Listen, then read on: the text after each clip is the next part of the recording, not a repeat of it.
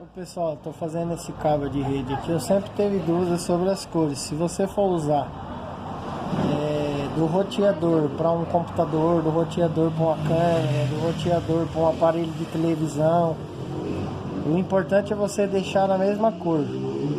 A sequência de cores que você pôr em um lado, você põe no outro. Então não interessa a cor. Que eu nunca achei aí no YouTube alguém que ensina sobre as cores do fio.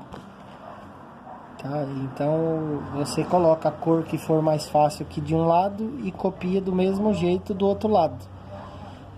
A única coisa que muda é quando é de computador para computador, mas isso é raro acontecer.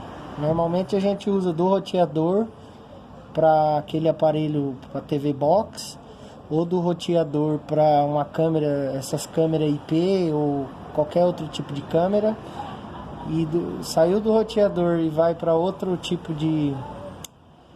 Se for de roteador para algum PC, algum aparelho eletrônico, aí é fazer desse jeito que eu vou fazer aqui, ó.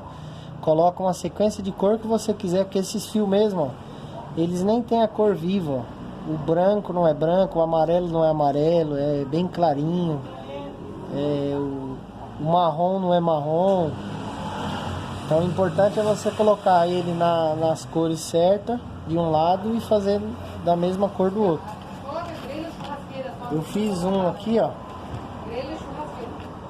Vou mostrar aqui pra vocês, ó, tá na mesma sequência de cor. Aí você tendo esse aparelhinho, você pluga aqui e testa. Se acender as luzinhas assim, ó,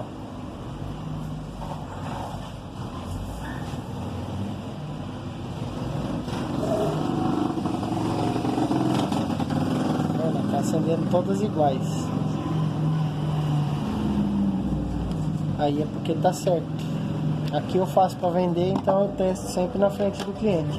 Se você for usar, você testa lá no aparelho. Se você não tiver esse aparelhinho, você já testa direto na televisão. Beleza, pessoal? Valeu!